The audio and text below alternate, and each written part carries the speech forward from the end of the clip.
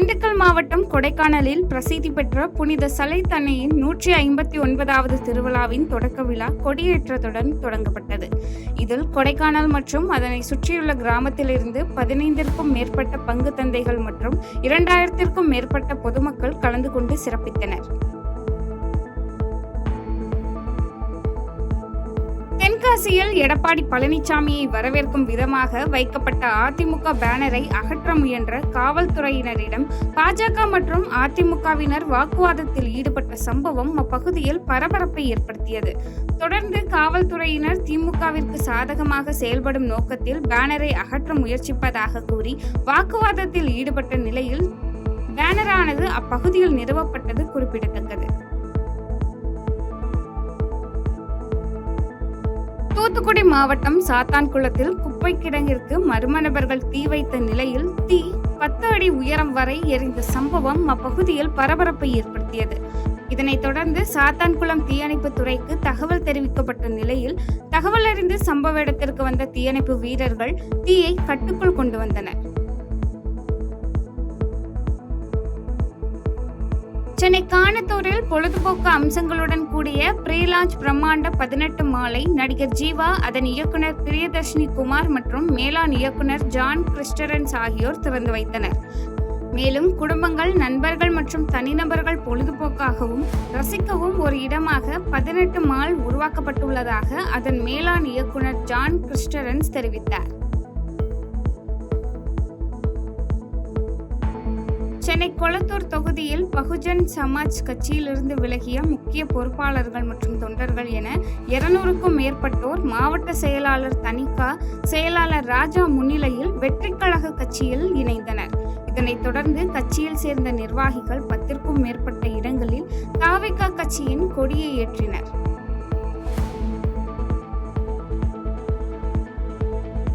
தேனி மாவட்டம் தமிழ்நாடு கேரளா எல்லையில் பெய்து வரும் பருவமழையால் ஏலச்செடிகளில் அழுகல் நோய் ஏற்பட்டுள்ளதை அடுத்து ஏலக்காய் விவசாயிகள் கவலையடைந்துள்ளனர். மேலும் மருந்து தெளித்தல் போன்ற மராமத்து பணிகள் செய்தும் உரிய வருமானத்தை எடுக்க முடியாத சூழ்நிலை நிலவி வருவதால் ஏல விவசாயிகள் மனவேதனை அடைந்து அரசு இழப்பீடு தர வேண்டும் என கோரிக்கை விடுத்துள்ளனர்.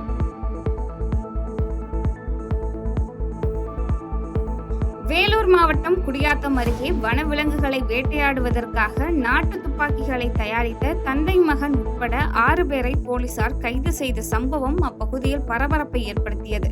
இதனைத் தொடர்ந்து 2 நாட்டு துப்பாக்கிகள் மற்றும் நாட்டு துப்பாக்கி பயன்படுத்தப்படும் வெல்டிங் மிஷின் உள்ளிட்ட மூலப்பொருட்களையும் பறிமுதல் செய்தனர். நாமக்கல் மாவட்டம் ராசிபுரம் அருகே 200 ஆண்டுகளுக்கு மேலாக ஆண்கள் மட்டுமே கலந்து கொள்ளும் வினோத விழா விமர்சையாக நடைபெற்றது. இதில் அப்பகுதியில் உள்ள ஆண்கள் பல பேர் கலந்து கொண்டு சாமி தரிசனம் செய்தனர்.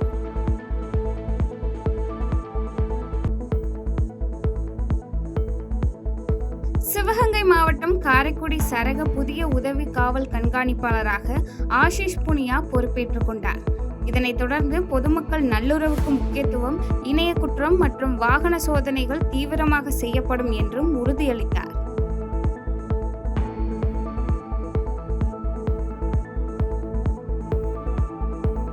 கன்னியாகுமரி மாவட்டம் நாகர்கோவில் கோட்டாரில் உள்ள தைக்காப்பள்ளி மதரசா அரங்கத்தில் வக்பு விழிப்புணர்வு கருத்தரங்கு மற்றும் கண்டன பொதுக்கூட்டம் நடைபெற்றது. வக்பு வாரிய சொத்துக்களை முறைகேடாக தனிநபர் பராமரிக்கவும் விற்பனை செய்யவும் அனுமதி அளித்த வக்பு வாரியத்தை கண்டித்து வரும் தேர்தலை புறக்கணிக்கப் போவதாக தைக்காப்பள்ளி ஜமாத் கோட்டார் செயலாளர் சயீது அலி செய்தியாளர்களிடம் தெரிவித்தார்.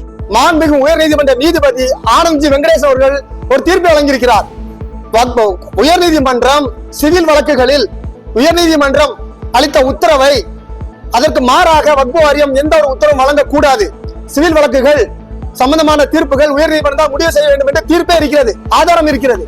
ஆனால் அந்த தீர்ப்புக்கு மாறாக உயர்நீதிமன்றம் 2022ஆம் ஆண்டு தந்த தீர்ப்புக்கு மாறாக வழங்கப்பட்ட இந்த முத்தவல்லிய நியமனம் என்பது சட்டத்திற்கு புறம்பானது. இதை நாங்கள் ஏற்க மாட்டோம். நாங்களும் எங்கள் 3 ஜமாத்தும் எங்கள் பொதுமக்களும் ஊர் மக்களும் ஏற்க மாட்டோம், எக்காரணத்தை கொண்டும் ஏற்க மாட்டோம். தொடர்ந்து போராடுவோம். இது ஒரு முன்னோட்டம் தான். இந்த 3 ஜமாத்துகள் மட்டுமல்ல, கன்னியாகுமரி மாவட்டத்தில் உள்ள 54 முஸ்லிம் ஜமாத்துகளை திரட்டி தீர்மானம் போட்டு பொதுவெளியில் ஆர்ப்பாட்டங்கள் என்று போராட்டங்களை நாங்கள் இறங்குவோம். அந்த நிலைக்கு தமிழக அரசு எங்களை தள்ளாது என்று நான் நம்புகிறோம். இதற்காக உரிய நடவடிக்கை எடுத்து நீலகிரி மாவட்டம் குன்னூர் அருகே பன்னாட்டி பகுதியில் இருந்து தேயிலை மூட்டைகள் ஏற்றிக்கொண்டு சென்ற மினி லாரி ஓட்டுநரின் கட்டுப்பாட்டை இழந்த லாரி சாலையோரம் உள்ள பள்ளத்தில் கவிழ்ந்தது. இவ்விபத்தில் 2 காயமடைந்த நிலையில் விபத்தில் சிக்கியவர்களை கொளக்கம்பை காவல்துறையினர் மீட்டு ஆம்புலன்ஸ் மூலம் மருத்துவமனைக்கு அனுப்பி வைத்து விசாரணை மேற்கொண்டு வருகின்றனர். ஆசிய சர்பிங் சாம்பியன்ஷிப் 2025 ஆண்டுக்கான போட்டியின் தொடக்க விழா செங்கல்பட்டு மாவட்டம் மாமல்லபுரத்தில் உள்ள ரேடிசன் ப்ளூ டெம்பிள் பே ரிசார்ட்டில் நடைபெற்றது. இந்த போட்டியில் 19 ஆசிய நாடுகளைச் சேர்ந்த 102 விளையாட்டு வீரர்கள் மற்றும் 40 குழுக்களைச் சேர்ந்த அதிகாரிகள் பங்கேற்று இதில் இந்திய சார்பிங் கூட்டமைப்பின் தலைவர் அருண் பாசு மற்றும் சிறப்பு விருந்தினராக செங்கல்பட்டு மாவட்ட ஆட்சியர் டி ஸ்னேகா, இந்திய சார்பிங் கூட்டமைப்பின் தூதரான தென்னாப்பிரிக்க கிரிக்கெட் அணியின் முன்னாள் வீரர் சாண்டி ரோட்ஸ் உள்ளிட்டோர் கலந்து கொண்டனர்.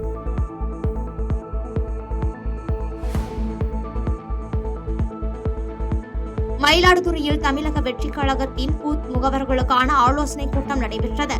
மயிலாடுதுறை மாவட்டத்தில் உள்ள சீர்காழி, மயிலாடுதுறை மற்றும் பூம்புகார் சட்டப்பேரவை தொகுதிகளுக்கான இக்கூட்டத்துக்கு மாவட்ட செயலாளர் கோபிநாத் தலைமை வகித்து பூத் கமிட்டி பொறுப்பாளர்கள் பின்பற்ற வேண்டிய வழிமுறைகள் குறித்து விளக்கி பேசினார். கிராமப்புற மக்களிடம் நவீன மருத்துவ சேவை சென்றடையும் வகையில் நலம் காக்கும் ஸ்டாலின் செயல்படுத்தப்பட்டுள்ளது என நடிகை சமீரா ரெட்டி பாராட்டு தெரிவித்துள்ளார். சமூக வலைதளத்தில் வீடியோ வெளியிட்டு பேசிய அவர், பொருளாதார தடையின்றி அனைத்து மக்களும் இலவசமாக பயன்பெறும் வகையில் நலம் காக்கும் ஸ்டாலின் திட்டம் அமைக்கப்பட்டிருப்பது மிகவும் பாராட்டுக்கூடியது என புகழ்ந்து பேசினார்.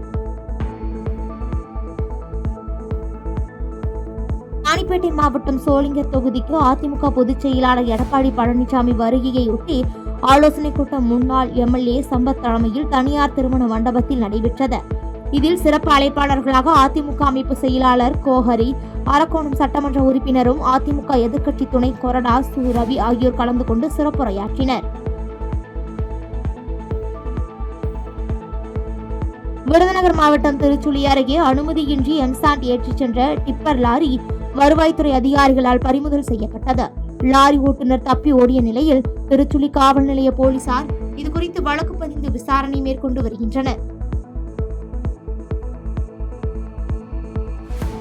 மதுரை மாவட்டம் அலங்காநல்லூரில் சுதந்திர போராட்ட வீரர் தீரன் சின்னமலையின் 220வது நினைவு நாளை முன்னிட்டு முக்குளத்தோர் நலசங்கம் சார்பில் தீரன் சின்னமலையின் திருவுருவ சிலைக்கு மாலை அணிவித்து மரியாதை செலுத்தப்பட்டது.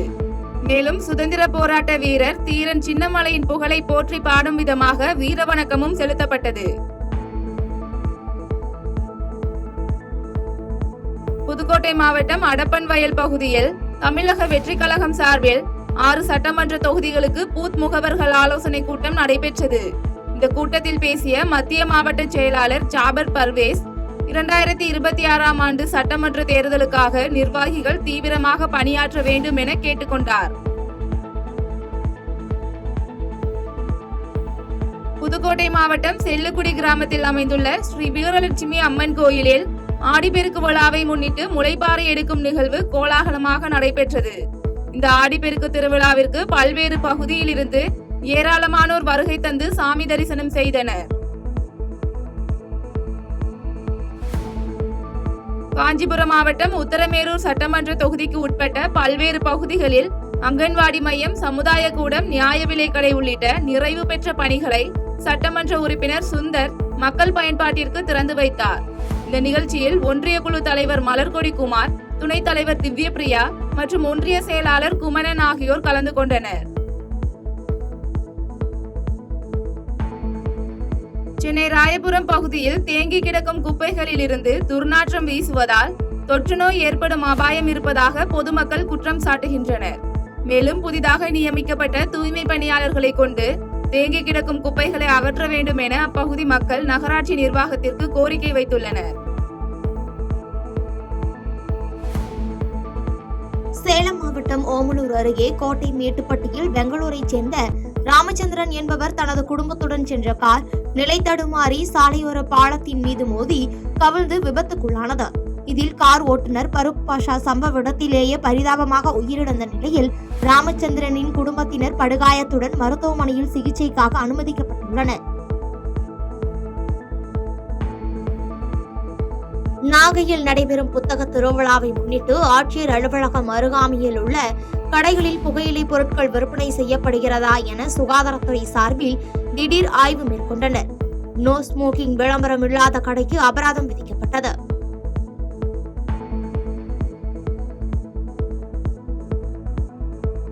மயிலாடுதுறை மாவட்டம் குத்தாலம் அஞ்சாறு வார்த்தலை விக்ரமன் ஆற்றில் குளிக்கச் சென்ற வாலிபர் சடலமாக மீட்கப்பட்டுள்ள சம்பவம் அப்பகுதியில் பெரும் பரபரப்பை ஏற்படுத்தியுள்ளது. குத்தாலம் தாலுகா வில்லியநல்லூர் சேண்டியிருப்பு கிராமத்தைச் சேர்ந்த ஸ்ரீனிவாசன் என்பவர் அஞ்சாறு வார்த்தலை விக்ரமன் ஆற்றில் குளிக்கச் சென்று சடலமாக மீட்கப்பட்டுள்ள நிலையில் குத்தாலம் காவல்துறையினர் அவரது உடலை கைப்பற்றி இச்சம்பவம் குறித்து விசாரணை மேற்கொண்டு வருகின்றனர். சென்னை வேளச்சேரி கிண்டி சாலையில் அமைந்துள்ள தனியார் அடுக்குமாடி குடியிருப்பில் மின்சாரம் தாக்கி ஒருவர் உயிரிழந்தார். தகவல் அறிந்து வந்த வேளச்சேரி தீயணைப்பு மற்றும் மீட்பு பணித்துறையினர் உடனடியாக சம்பவ இடத்திற்கு விரைந்து வந்து உடலை மீட்டு வழக்கு பதிவு செய்து இது விபத்தா அல்லது தற்கொலையா என பல கோணங்களில் விசாரணை மேற்கொண்டு வருகின்றனர். விருதுநகர் மாவட்டம் அருப்புக்கோட்டையில் வரும் ஆகஸ்ட் 8ஆம் தேதி எடப்பாடி பழனிசாமி சுற்றுப்பயணம் மேற்கொள்ள உள்ள நிலையில் அதே நாளில் அமைச்சர் KKSSR ராமச்சந்திரன் பிறந்தநாளும் வருவதால் வருங்கால முதல்வரை நிரந்தர அமைச்சரை என அதிமுகவினரும் திமுகவினரும் அடுத்தடுத்து வரிசையாக பேனர்கள் வைத்துள்ளனர். தடையை மீறி வைக்கப்பட்டுள்ள இந்த பேனர்களால் அப்பகுதியில் பரபரப்பு ஏற்பட்டுள்ளது.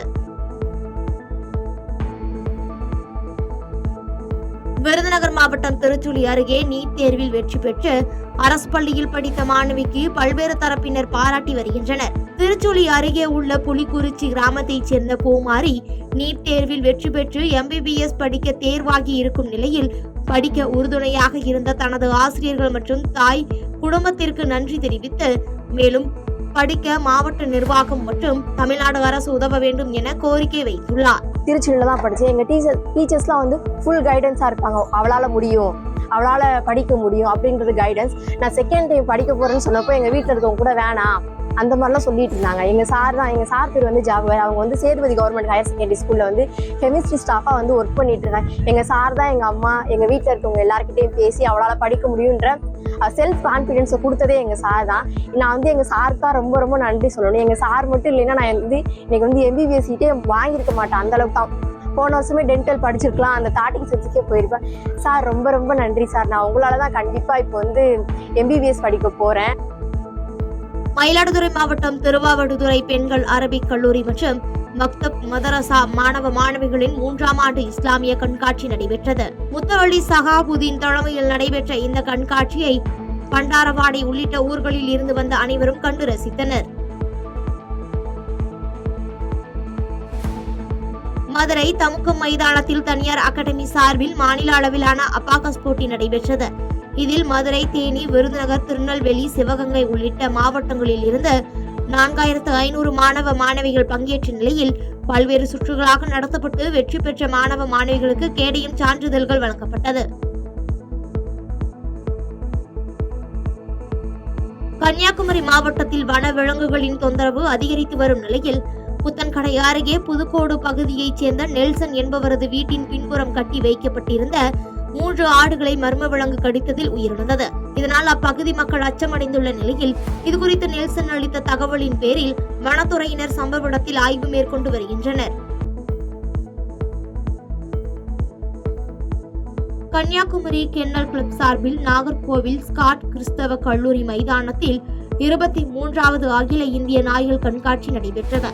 இந்த கண்காட்சியில் உள்நாடு மற்றும் வெளிநாட்டைச் சேர்ந்த 300 நாய்கள் பங்கேற்ற போட்டியை ஏராளமானோர் ஆர்வத்துடன் கண்டு ரசித்தனர். செய்திகளை உடனுக்குடன் தெரிந்து கொள்ள கீழ்கண்ட கேபிள் மற்றும் DTH நெட்வொர்க்குகளில் எம்நாடு செய்தி தொலைக்காட்சியை காணுங்கள். பாதகம் செய்பவரை கண்டால் நாம் பயம் கொள்ளலாகாது பாப்பா. மோதி மிதித்து விடு பாப்பா, அவர் முகத்தில் உமிழ்ந்து விடு பாப்பா. அண்மை செய்திகளை உடனுக்குடன் தெரிந்து கொள்ள இணைந்திருங்கள் எம்நாடு தொலைக்காட்சியுடன்.